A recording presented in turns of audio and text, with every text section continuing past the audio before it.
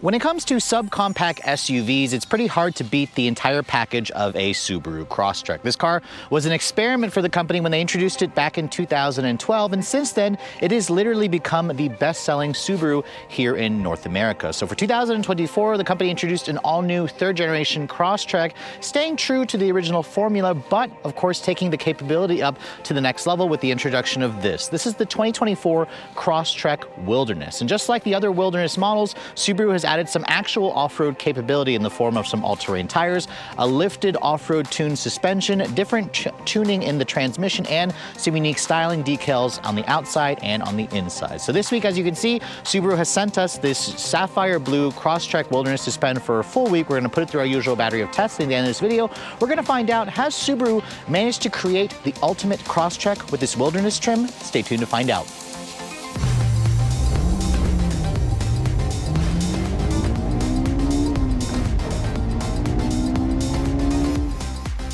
So before we start talking about the styling changes for the Wilderness version of the Crosstrek, let me go ahead and pop the hood and show you guys what's powering this thing. Now, Subaru continues to offer a choice of two different powertrains. Thankfully, the Wilderness has the more powerful engines as standard. Now, underneath this hood, you're going to find an engine that you should be pretty familiar with if you guys know Subarus. This is the company's 2.5-liter Boxer Flat 4. It's a naturally aspirated engine with direct injection. It makes 182 horsepower and 178 pound-feet of torque. Those power figures are unchanged from other versions of the Crosstrek, like the Sport and the Limited that come standard with this engine. It's all hooked up to the latest version of Subaru's Lineartronic CVT. And of course, you have the latest version of their symmetrical all-wheel drive system with the dual X mode function that allows for better off-road capability. Fuel economy does take a hit with the Wilderness at 25 in the city, 29 on the highway. That's a good 3 to 4 mpg less versus like a Limited trim with the same engine. And in terms of 0 to 60 performance, Subaru doesn't quote that. The last time we tested this car, we got 9.2 seconds out in California at elevation. We'll see what we can get actually out on the real world here during our testing. This vehicle does have an increased towing capacity of 3,500 pounds. It's been beefed up because of the swapped out ratios in the transmission and additional transmission cooler. That's significantly up from 1,500 pounds on the regular Crosstrek. And as this car sits, it weighs in at just under 3,400 pounds compared to its competitors like the Bronco Sport Badlands and the Jeep Compass Trailhawk. The Crosstrek Wilderness is about 300 to 400 pounds lighter, which is going to help it because this is down significantly on power, especially to its turbo competition. But closing the hood, let's go ahead and talk about the exterior styling. Now, if you guys really like the look of the previous generation Crosstrek, this is going to look very familiar. The Wilderness, of course, has its own unique styling cues, more specifically around this hood decal. You can see this is kind of designed to be an anti-glare hood decal when you're off-roading. If the sun reflects onto the hood when you're kind of going up a hill, this decal kind of prevents that. This color is called Sapphire Blue Metallic. It's a really dark blue, fantastic color with all the cladding that you get with the bronze accents. You can see all Crosstreks come standard with the company's full LED headlights, which are adaptive and swiveling. You have the LED daytime running light, LED turn signal, LED low and high beam.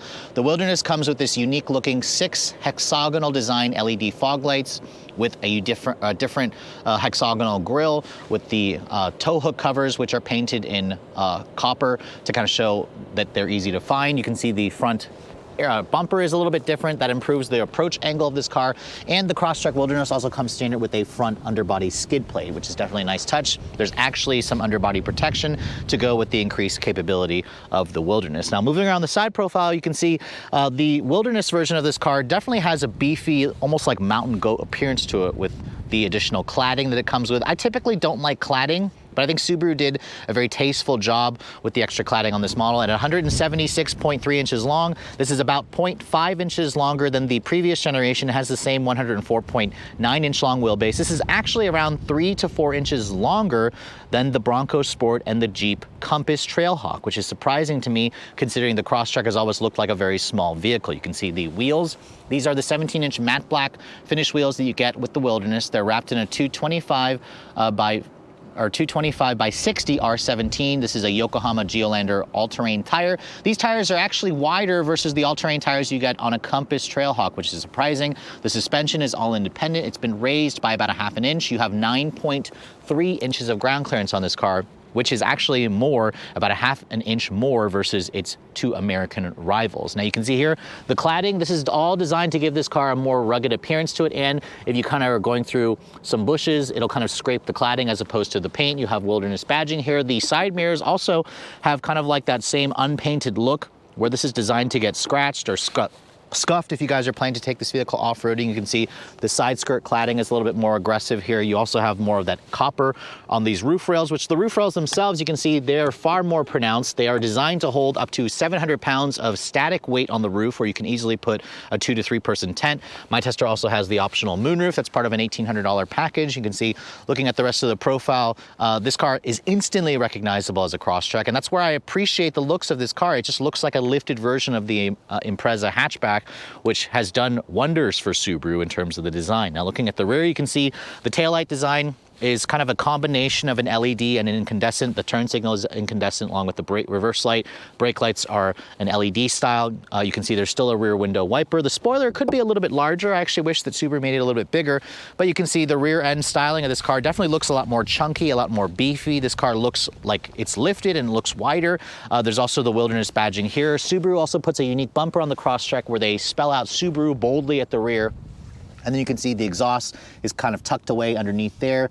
And you can really see just how much extra ground clearance this model has when you're staring at it from the rear. Now looking at the cargo area, I really wish Subaru would offer a power liftgate on the Crosstrek, even on this fully loaded version or the Limited. You cannot get a power liftgate. That's something that Subaru, that the competitors of this car offers that Subaru doesn't. But you can see when you open up the trunk, there's just under 20 cubic feet of total cargo space back here, which is fine. This is actually around 5 to 10 cubic feet less versus some of its competitors in terms of the second row seats. You can see there's a cover here, which is nice. There's also an underfloor storage area slightly, and then there's a temporary spare.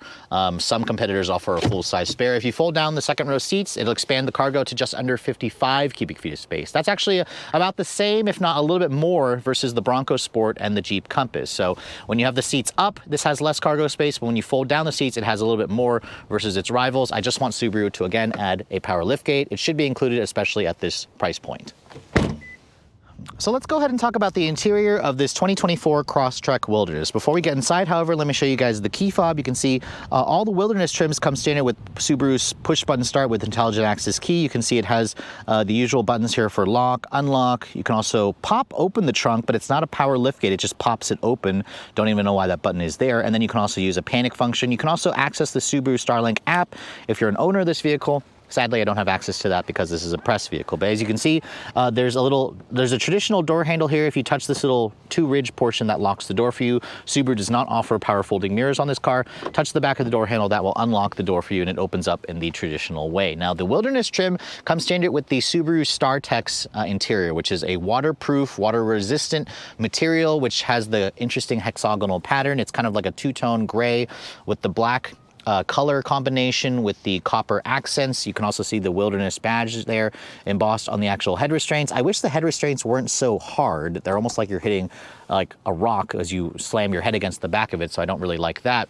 But overall, you can see it's pretty familiar along with other Crosstrek models, just save for some additional trim and badging. The door panel, as you can see, has a soft touch injection molded area here where this is actual stitching, and this is kind of really padded. It's the same material as the seats. This is hard touch plastic. There's some imitation carbon fiber trim padded over here, although this could be a little bit softer. Window controls, one touch up down for the front windows, not for the rear. Those are just non-one touch, but they are power. You have a little bit of a storage area here.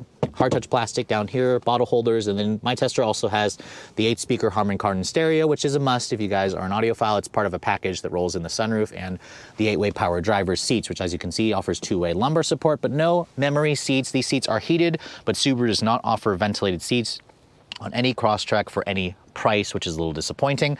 Getting inside, you can see with that extra ground clearance, it's really easy to get in and out of this vehicle. As I get in and shut the door has a nice solid sounding thunk, which adds to the impression of quality. Now, you guys have pretty much seen me review other Crosstrek models, so I'm not going to go into too much detail with the tech and this trim overall, but let's go ahead and start the vehicle up. You can see the start-stop button is down here. It's blocked annoyingly by the steering wheel, and there are times where I accidentally hit the trip reset button to turn the vehicle on or off. You can see push the button with your foot on the brake. The gauges do a nice little sweep. Ignore the low tire light. It's a little bit cold outside, and that's when tire lights tend to come on. Subaru still does not do a fully digital instrument cluster, so instead you just have a small, like 3.5-inch display in the center with 2 analog dials. Some of you may prefer that. I really wish Subaru would do an all-digital display. Hopefully they're working on that soon. You can see the 11.6-inch Subaru Starlink infotainment system is here. It looks very nice, although we're starting to see this interior design in all the Subaru models, including the new Forester. It's just starting to look a little familiar, and I really wish Subaru would do something different. You can see the CarPlay is wireless, along with the Android Auto. It works pretty well, although I will say the software is a little bit slow at times.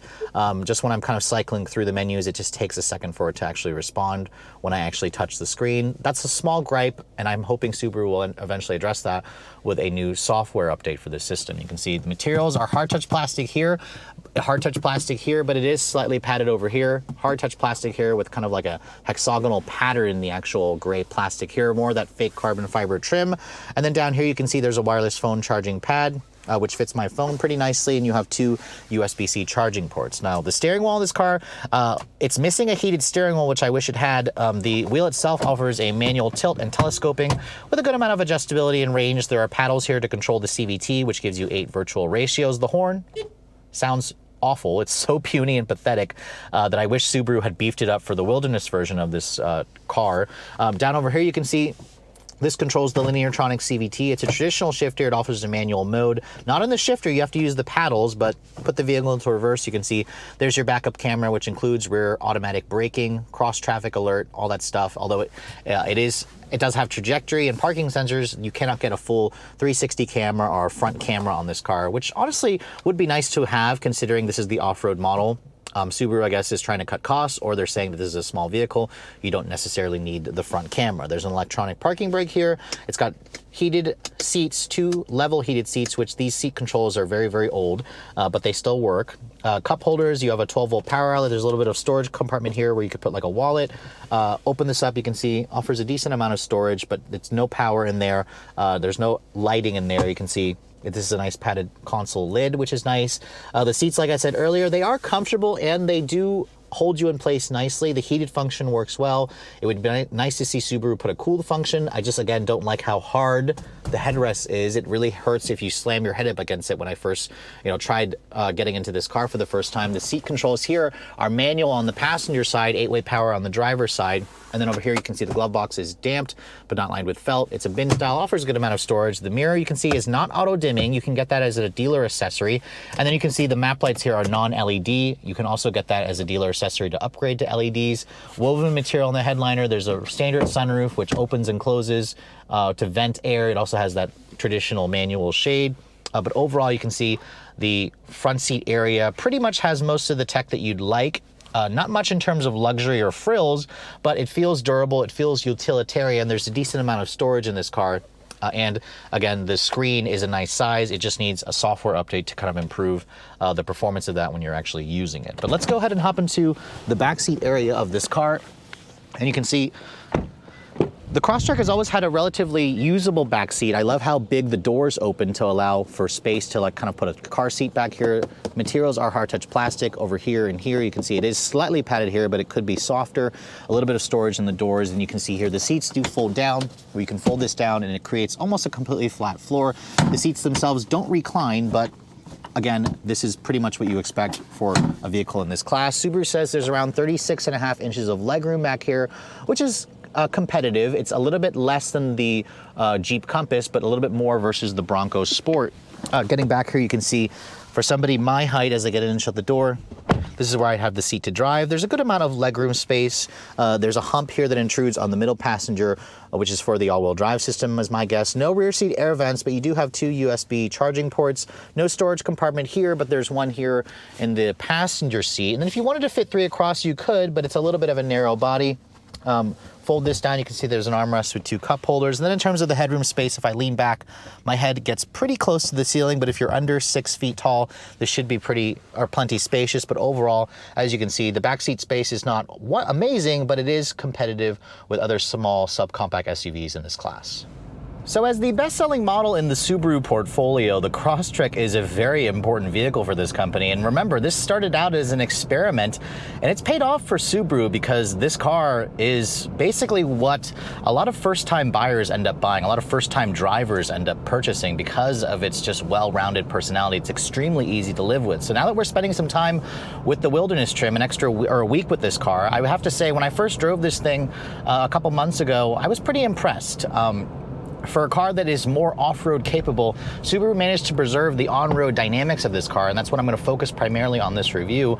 And with the Wilderness, you get the 2.5-liter four-cylinder boxer engine as standard, so we have 182 horsepower. It only weighs around 30 pounds more than the regular Crosstrek. So let's go ahead and see what we can get 0 to 60-wise. I have it in sport mode right now. Remember, this car has all-wheel drive as standard. We'll brake torque it, or we'll first shut off the start-stop. Now we'll brake torque it.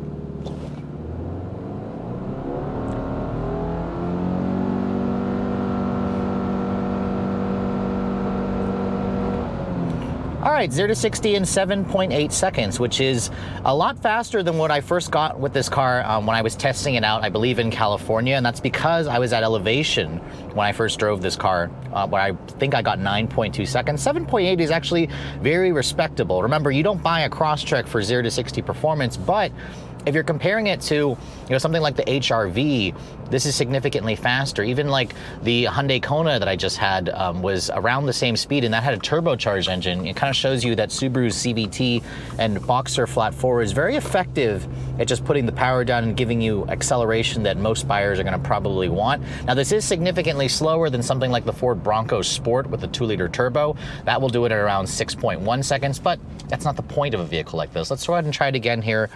I'm going to turn off the start-stop. We'll just floor it from a stop this time.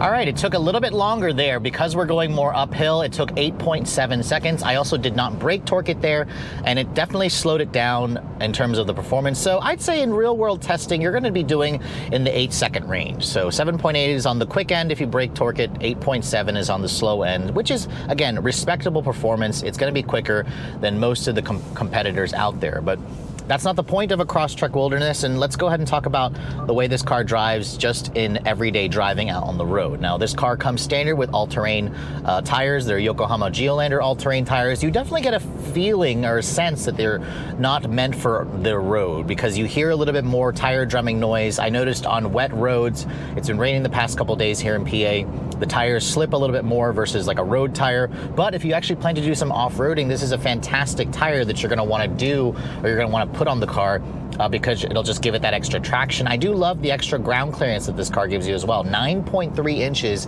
is about a half an inch more than what you're gonna get in the Cherokee or the Compass Trailhawk and the Bronco Sport Badlands trim, which those models have around 8.6.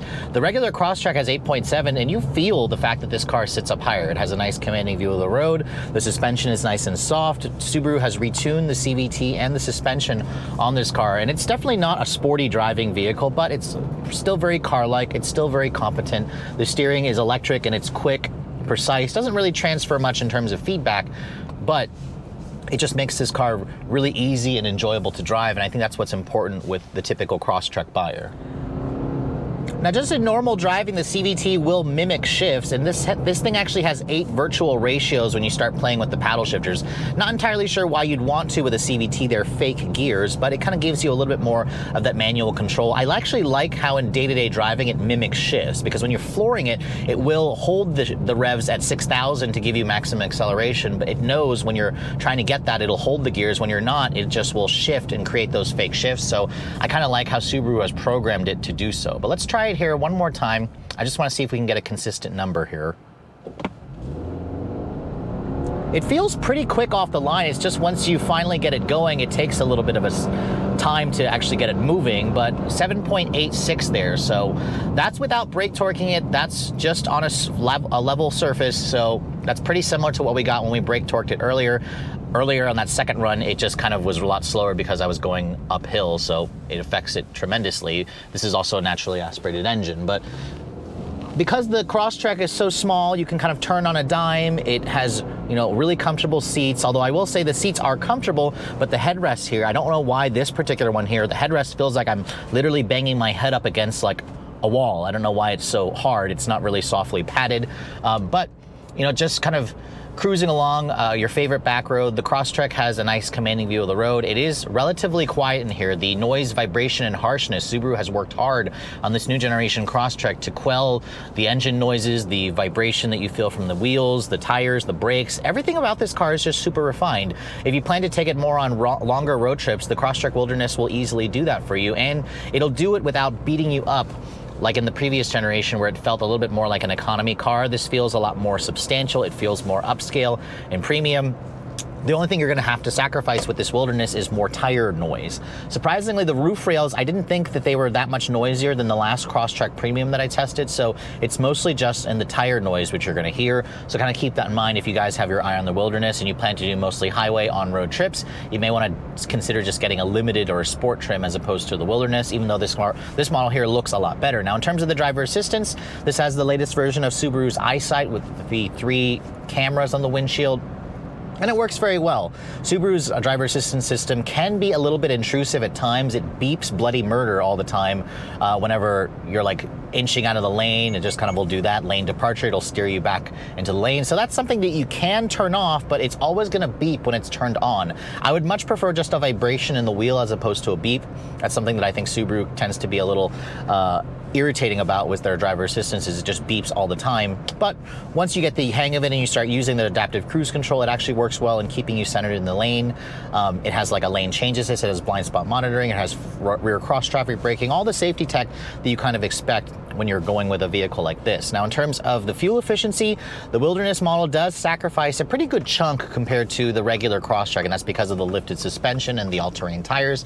It's just creating more aerodynamic drag. In my week's worth of testing, I averaged around 19 mpg in mixed driving. That is a far cry from the 25 that this car is rated to get. Now, on the highway, it did get around 26 mpg, so in the city, it really gets, it uses a lot more fuel because of the extra rolling resistance of the tires and just the less aerodynamics and this constantly being on and on the throttle. But on the highway, it can get decent fuel efficiency. Just know that you're probably gonna get between 4 to 5 mpg better by going with a non-Wilderness.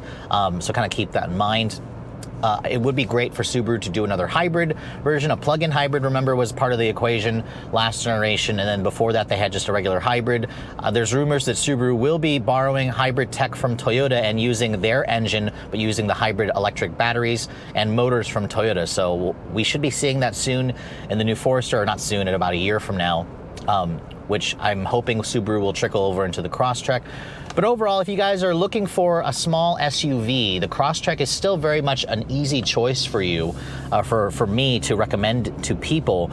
It lacks a hybrid option. It lacks, a power liftgate or ventilated seats or memory seats. But without those features, it does lower the price of this vehicle. And compared to some of the more off-road capable versions of the Bronco Sport and the Cherokee or the Compass, this car is about $5,000 to $10,000 less expensive.